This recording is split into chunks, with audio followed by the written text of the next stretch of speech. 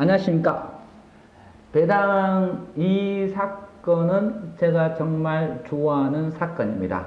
오늘 그 두 번째 테마에 대해서 보겠습니다. 오늘은 대법원 79-1846 사건에 대해서 봅시다.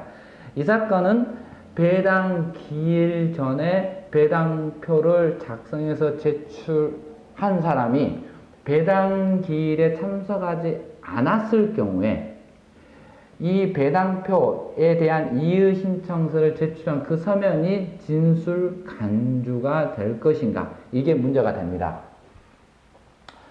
이게 왜 문제가 되냐면, 제가 이전 시간에도 제가 설명을 했지만 배당 이의 소송은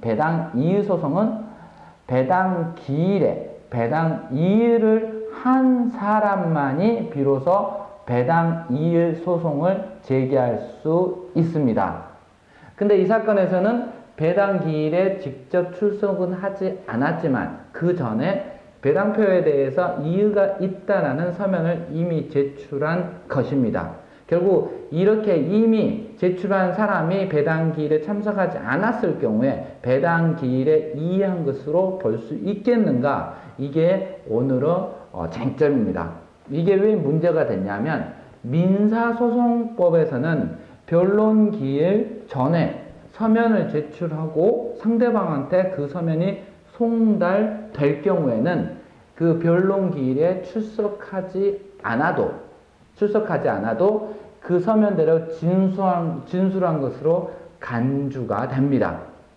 이런 민사소송법의 법리가 있기 때문에 이런 법리가 고스란히 민사집행법에 준용이 될 것인가, 이 부분이 문제가 됐는데 대법원에서는 준용이 되지 않고 배당 이의소를 제기할 수 있는 사람은 배당기일에 실제 출석을 해서 배당에 대해서 이의를 한 사람만 소를 제기할 수 있다라고 판시를 한 겁니다. 우리 판결문 한번 봅시다.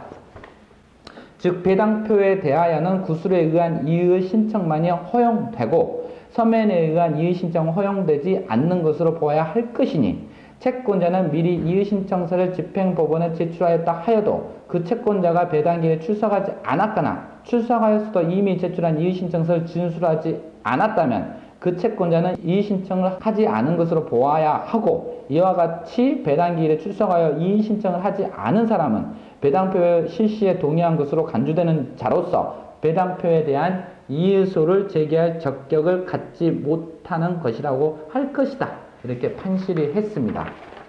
정리합시다. 배당 이의소를 제기할 수 있는 자는 배당 기일에 배당 이의를 한 사람만이 비로소 배당 이의소를 제기할 수 있습니다. 근데 배당 기일에 배당 이의를 했다라는 것은 배당 기일 이전에 서면을 제출하고 배당 기일에 출석을 안 하는 사람, 그 사람은 제외고, 배당 기일에 실제 출석을 하고 그 자리에서 이의를 제기한 사람만이 비로소 배당 이의소를 제기할 수 있다라는 것입니다. 이상입니다.